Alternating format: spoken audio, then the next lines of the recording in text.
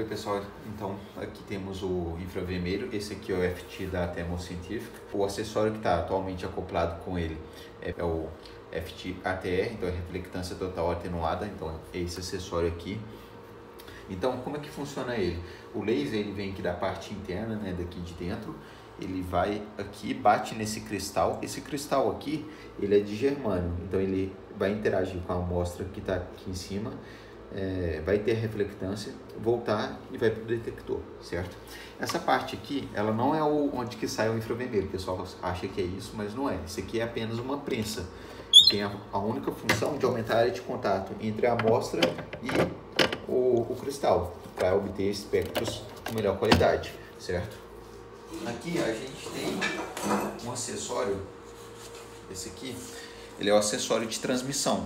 Esse aqui que está é o de reflectância e esse é o de transmissão. É onde que utiliza a pastilha de KBR. Você coloca uma placa aqui contendo uma pastilha de KBR com a sua amostra, encaixa ele assim.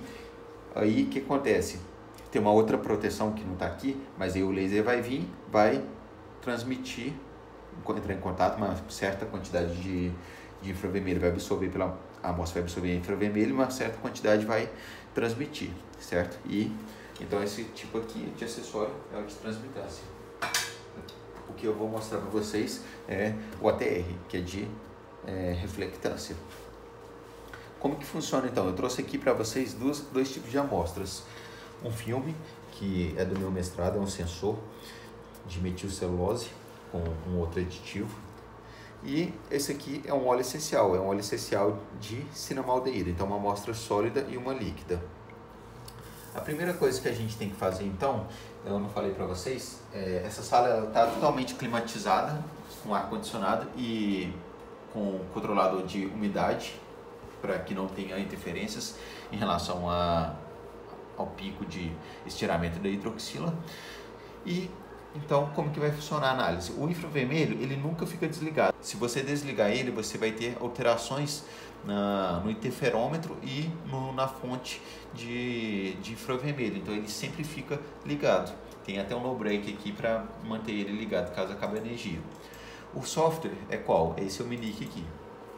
Então, a gente pode chegar, a única coisa que a gente tem que fazer é ligar o computador e já pode executar a análise. A gente não tem que esperar 15 minutos para aquecer e ter a estabilidade do instrumento, que nem os outros instrumentos, tipo DSC e TGA.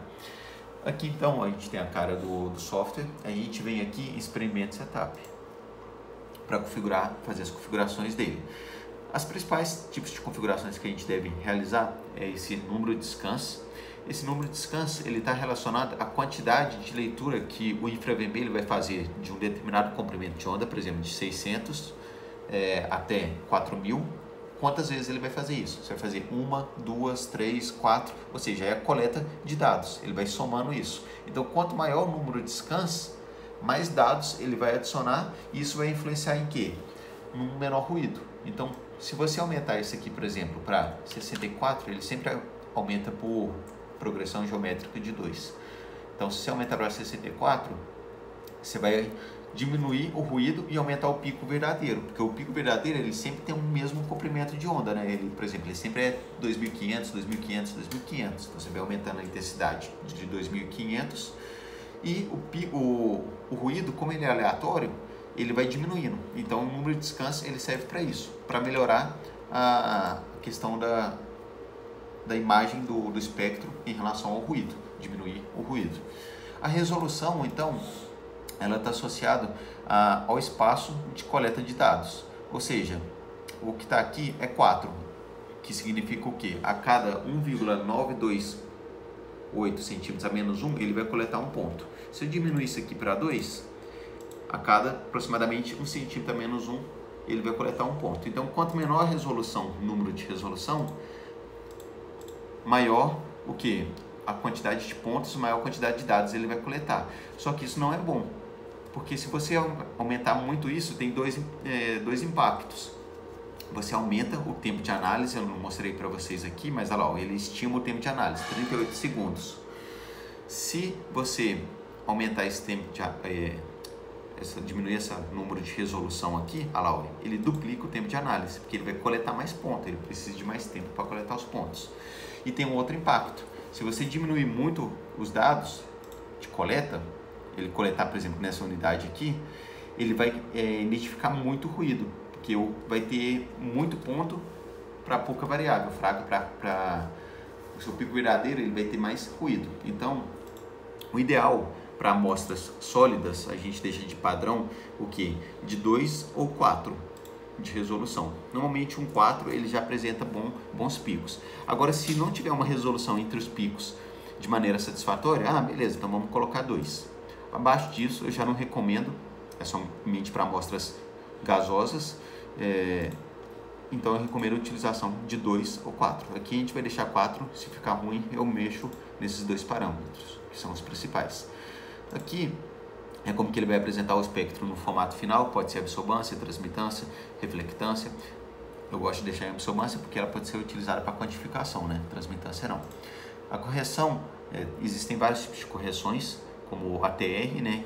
A correção para água, no caso que é a umidade que tem na sala, para CO2 e água e CO2. Só que eu já vi que esses tipos de correções, elas não têm impacto no seu espectro. Então eu deixo aqui sem fazer a correção e depois, se for necessário, eu faço uma correção manual aqui no software.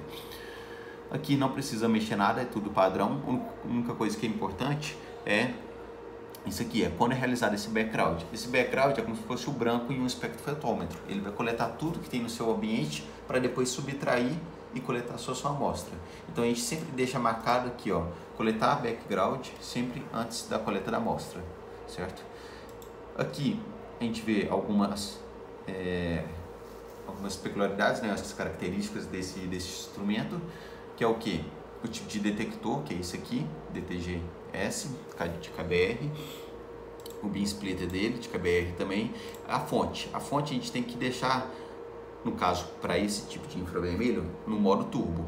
O modo econômico é para quando a fonte ela estiver velha, ela estiver acabando, então a gente deixa no modo econômico. Isso aqui para desligar, a gente não desliga. A fonte de luz branca é para infravermelho próximo, que é o NIR. Não está acoplado acessório, então a gente não usa. E esse é o infravermelho normal, a gente deixa sempre no turbo para otimizar as variáveis, otimizar a leitura, a sensibilidade. Aqui é o tipo de acessório que está acoplado, por exemplo, o que está ali é o ATR, então é esse aqui. Se eu fosse colocar o de transmissão, então eu deveria colocar esse aqui, certo? Que é aquele de pastilha de KBR. A janela é o que? É o cristal. O nosso cristal é o que? De germânio, então já está selecionado também. Aqui é quando ele vai realizar a leitura no espectro de 4.000 a 700. O germânio ele tem um limite até 600. Eu deixo de 700 porque a partir de 600 até 700 ele dá muito ruído. Então, por experiência, a gente deixa de 4.000 a 700 e está ótimo. Aqui é para otimizar a sensibilidade. Por exemplo, se você quiser aumentar a sensibilidade, você ganha a abertura do laser de infravermelho para 100%, então vai chegar mais infravermelho na sua amostra. Aqui é o ganho do infravermelho também, você pode colocar 8. É tudo sensibilidade, mas a gente deixa isso aí que já está otimizado, já está ótimo. Aqui a gente não mexe nada, tudo default. E aqui a gente só verifica se está tudo azul, que são parâmetros de qualidade do instrumento, ver se está tudo ok, certo? Como foi realizada a manutenção recentemente, então a gente sabe que está tudo ok. Beleza, feito tudo isso, a gente clica em OK, já está salvo os parâmetros, e agora é colocar a amostra. Como que vai funcionar isso? Então, a primeira coisa que tem que fazer é limpar o cristal. Essa limpeza ela é realizada então com algodão. O solvente utilizado é 2 tipos.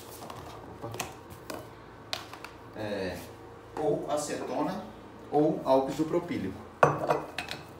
Nesse caso a gente vai usar acetona porque a gente está sem álcool isopropílico.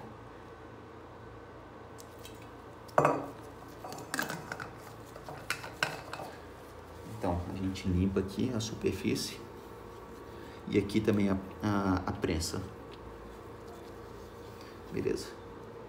Ó, tá bem limpinho, a gente verifica se não tem nada em cima, qualquer coisa que tiver em cima vai dar interferência. E a gente vai pedir para executar, que vai ser aqui, ó, Collect Sample. Então a gente vai colocar o nome da amostra, eu vou fazer do meu sensor primeiro. sensor, filme. Vou pedir. Eu vou ficar um pouco calado agora porque ele vai coletar tudo que tem na atmosfera. Se eu ficar falando muito, eu vou emitir muito CO2 e vai ter um pico característico de CO2 aí. Então, ok. Aí, esse aqui é sempre o espectro característico do branco, né, que é o background. Então aqui é mais ou menos o pico de CO2 que tem na atmosfera, que tem contato. E aqui embaixo vocês podem perceber, tem a leitura realizando. Ela está na etapa de 20 até 32, 21, então ele está realizando todas as leituras.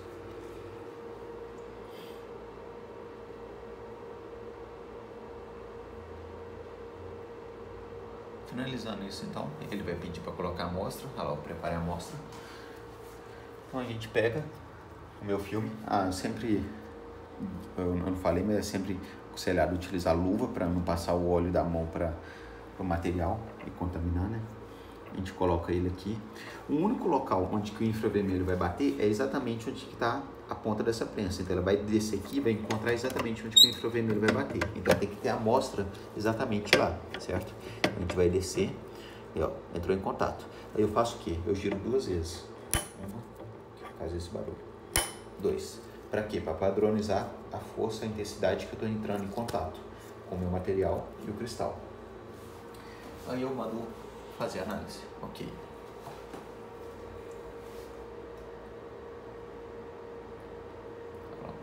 Aí ele começou a fazer. Aqui, esse primeiro pico aqui, por exemplo, ele é de hidroxila. O meu filme ele tem uma alta quantidade de água absorvida nas cadeias poliméricas. Então, isso aqui é referente à intensidade de hidroxilas que tem da água. Esse pico aqui, quase 1700, é de carbonila, por exemplo. Esse aqui de 1100 é de éter, que é da metilcelulose. Então, você vai verificando os picos. Eu, por experiência, já sei qual aí. Beleza. Ele acabou a análise, ele pergunta se vai adicionar na janela. A gente fala que sim. Beleza. Eu já vou fazer a outra análise e depois eu mostro como que a gente pode tratar, o que a gente pode fazer com o software. Aqui, então, por exemplo, eu acabei. Tem que tomar cuidado para não arranhar esse cristal. Então, eu giro isso aqui de volta para subir. Subiu e coloco para trás. Beleza. E tiro. Terminei. Vou limpar de novo com acetona, superfície e a ponteira da prensa. Verificar se não tem nada em cima. Beleza. Então já vou fazer uma segunda análise, que é no caso agora o material líquido. É o óleo essencial de cinamaldeído. Ele vai pedir novamente background, eu dou OK. Ele vai gerar o mesmo gráfico, vocês vão perceber. Tem gente que gosta de fazer o background uma vez, tipo, a cada hora, uma vez a cada dia, só que eu não recomendo fazer isso, porque como é dinâmico, né, a atmosfera, então pode ter qualquer coisa ali em cima do cristal e isso influenciar depois no branco, né, no realmente o que tem dos picos verdadeiros. Então eu sempre recomendo fazer o background antes da amostra.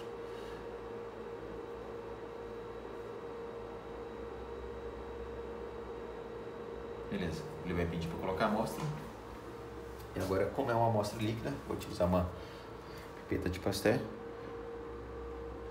Qual que é a quantidade necessária? Somente para cobrir o cristal. Não precisa ser tudo.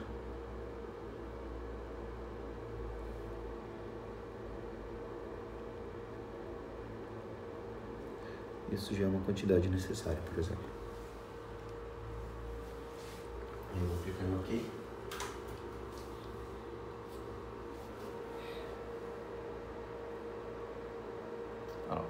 E ele já está formando o espectro. Amostras líquidas, de maneira geral, elas apresentam um espectro muito bonito, porque o contato com o cristal, com a amostra líquida, é máximo. Com sólido, não. O sólido nem sempre tem um contato máximo. Você vê que os picos são bem definidos. Então, por exemplo, aquela resolução, ela está ótima. Por quê? Você vê que os picos aqui, eles estão muito bem definidos. Eles não... Tirando esse aqui que está bem próximo, mas eles estão bem definidos. Você consegue identificar todos qualquer um. Então, adiciona, ok.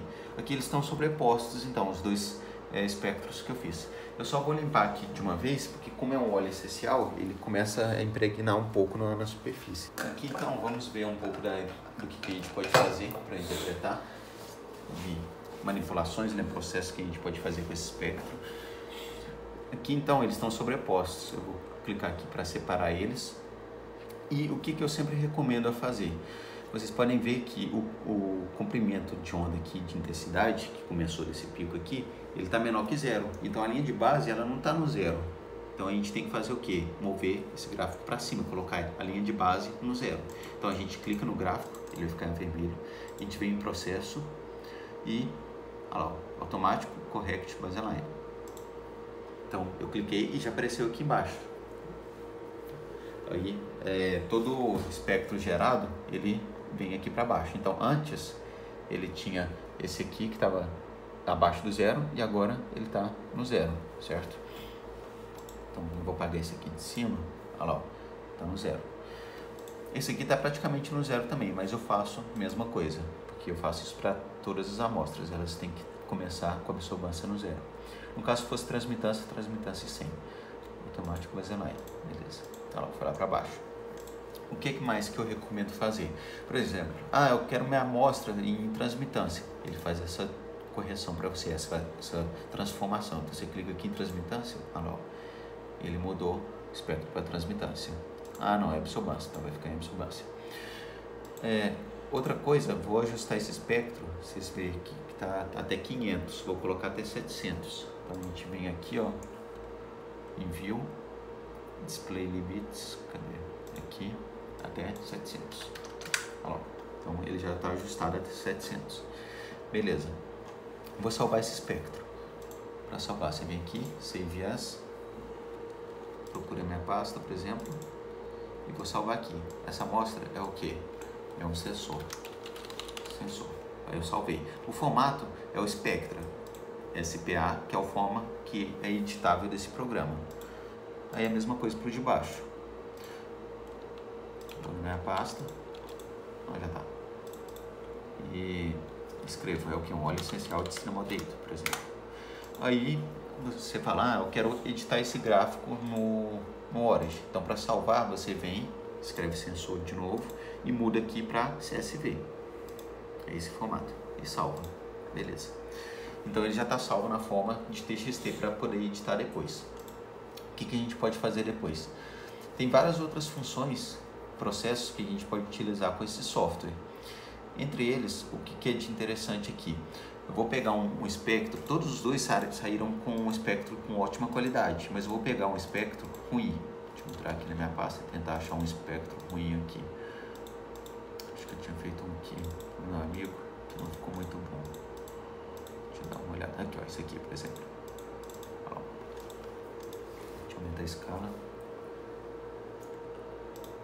Esse aqui é um espectro muito ruim. No caso, a gente nem utiliza um processo para melhorar ele. A gente repete a análise, porque não ficou muito bom. Então a gente faz a leitura de novo. Mas vamos mostrar como um processo pode melhorar a qualidade desse espectro. Fazendo o quê? A linha de base está menos 0,010. Então vamos corrigir a linha de base. Automático baseline. Já está bem mais próximo de zero, certo? Beleza. O que mais? Ele está cheio de ruído, vocês estão vendo aqui, né? Como que a gente pode diminuir o ruído? Fazendo um alisamento, que é o que? É o smoothing. O smoothing, então, ele existe de diversos pontos, de 5, 7, 9 até 25. Isso é o que? É como se fosse a quantidade de pontos que ele vai pegar em sequência no espectro. Por exemplo, se você pegar 25 pontos de sequência e não é fazer uma média, ele joga numa equação esses 25 pontos, uma equação, e converte em 1. Então ele vai pegar todo esse ruído e vai diminuir o ruído dessa forma. Só que se você fazer isso com 25 pontos, você vai perder muita informação. Eu não recomendo. Eu recomendo fazer no máximo. Eu já não gosto de fazer e, inclusive, revisores não recomendam também, revisores de artigo. Então, por exemplo, vou fazer com 9. Você vai ver que vai melhorar. Vou fazer 11. Vai melhorar um pouco a qualidade. Olha lá. Melhorou bastante a qualidade do ruído. Vamos fazer com 25 agora. Smoothing com 25 pontos. Opa. 25. Olha lá, ó. Melhorou muito a qualidade. Só que o que acontece? Você perde informação no seu pico.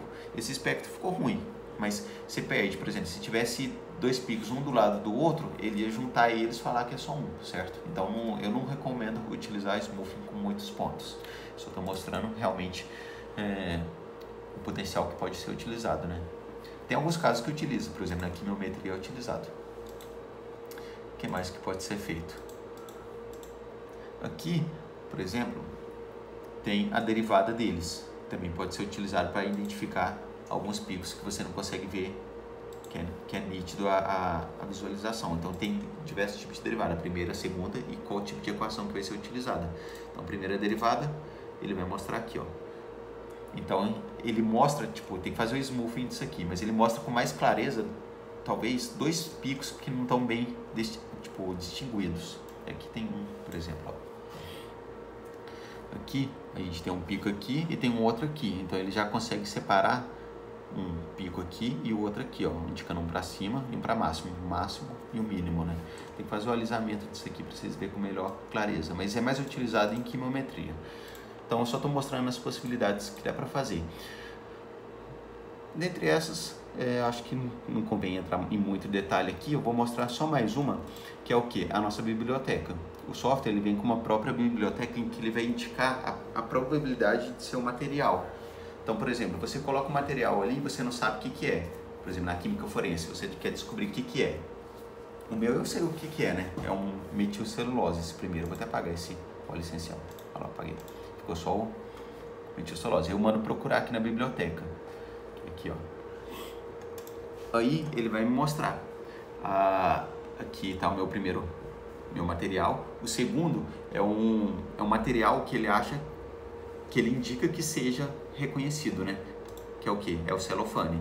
E o terceiro é o formaldeído, certo? E aqui embaixo ele indica o match, ou seja, o quanto de certeza, né, que ele dá que é esse material. No caso é 53%, é um match muito baixo, né? Para você utilizar o material tem que ser, tipo, utilizar a recomendação do software, tem que ser um match acima de 95%. E com certeza ele errou, né? Aqui meu sensor, ele é formado de metilcelulose e ele falou que é celofane, tá errado. Mas você vê que os picos, eles foram o quê?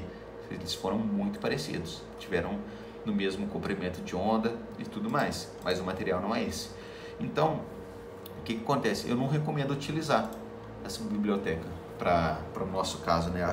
Eu acredito que na química forense deve ser muito utilizado, mas no nosso caso, como a gente já conhece o que é o material, a gente pega esse espectro e vai identificando pico por pico quais que são os grupos funcionais, certo? E basicamente é isso. Tem alguns outros tratamentos, mas eu acho que não preciso entrar em detalhe mais do que é. Eu só vou mostrar para vocês. Tem como normalizar a escala, que eu recomendo realizar também, que é o que? Você pega esse pico aqui, que está com uma intensidade 0,03, e coloca ele com uma intensidade de 100%. E todos os outros picos, eles ficam relativos a esse pico verdadeiro. Então, por exemplo, eu vou normalizar essa escala. Olha lá, ó. Então aqui, ó, 100% é 1, e os outros picos, eles estão relativos a esse aqui. Por que é importante fazer normalização de escala? Porque você pode comparar esse espectro com outro espectro de qualquer outro lugar no planeta, por exemplo, ou então com outro instrumento, porque o seu pico ele vai estar associado à constituição do seu material e não a mais variações que pode ter no instrumento. Na hora que eu fiz análise, o instrumento ele estava tendo variação de potência da corrente que estava chegando no instrumento. O instrumento ele é da Thermo, o outro é de outra, é da Agilent.